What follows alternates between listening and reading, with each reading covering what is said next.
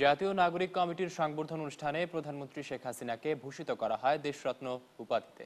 প্রধানমন্ত্রী শেখ হাসিনার নেতৃত্বে বিভিন্ন ক্ষেত্রে বাংলাদেশের সাফল্যের কথা তুলে ধরে তার ভূয়সী প্রশংসা করেন বিশিষ্টজনেরা। সংবর্ধনা অনুষ্ঠানে যোগ দেন বিভিন্ন পেশাজীবী সংগঠনের প্রতিনিধি ও বিশিষ্টজনেরা। সোহরাওয়ার্দী উদ্যানে সংবর্ধনা মঞ্চে প্রধানমন্ত্রী আসার পর অনুষ্ঠানে শুরু হয় জাতীয় সঙ্গীতের মাধ্যমে।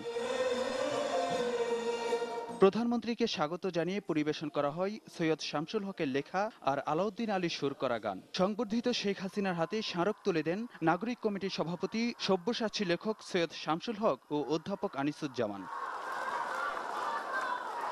অনুষ্ঠানে স্বাগত বক্তব্য দেন সৈয়দ শামসুল হক। নাগরিক কমিটির পক্ষ থেকে শেখ হাসিনাকে ভূষিত করেন দেশরত্ন হিসেবে, আর শেখ হাসিনার উদ্দেশ্যে অভিজ্ঞানপত্র পাঠ করেন অধ্যাপক আনিসুজ্জামান। আজকে তার ভেতরে রাজনৈতিক যে দৃঢ়তা, যে প্রত্যয়, যে আত্মবিশ্বাস এবং যে অকুত ভয় পদক্ষেপ দেখি, তা দেখে আমার মনে হয় যে বঙ্গবন্ধু যদি বেঁচে থাকতেন আজকে তার হাত দিয়ে এই কাজগুলো হতো, এবং তারই সম্প্রসারিত বাহু হিসেবে শেখ হাসিনা এই কাজগুলো করছেন। আপনার অকুত ভয়, প্রজ্ঞাবান ও দূরদর্শী নেতৃত্বে আমাদের জীবন ও রাষ্ট্রের প্রতিটি ক্ষেত্রে এসছে একের পর এক বিজয়। শেখ হাসিনার নেতৃত্বে বাংলাদেশের অগ্রযাত্রার কথা তুলে ধরে এরপর একে একে বক্তব্য রাখেন বিশিষ্টজনেরা।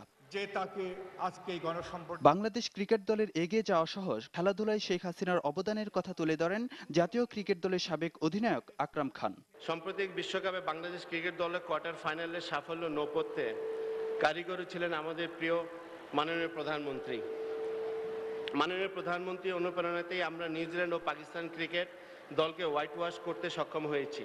সীমান্ত চুক্তি সহ জাতীয় জীবনের প্রতিটি ক্ষেত্রে অসামান্য অর্জনের জন্য প্রধানমন্ত্রীকে দেওয়া নাগরিক সংবর্ধনায় ভিন্ন মাত্রা যোগ করে নান্দনিক সাংস্কৃতিক আয়োজন।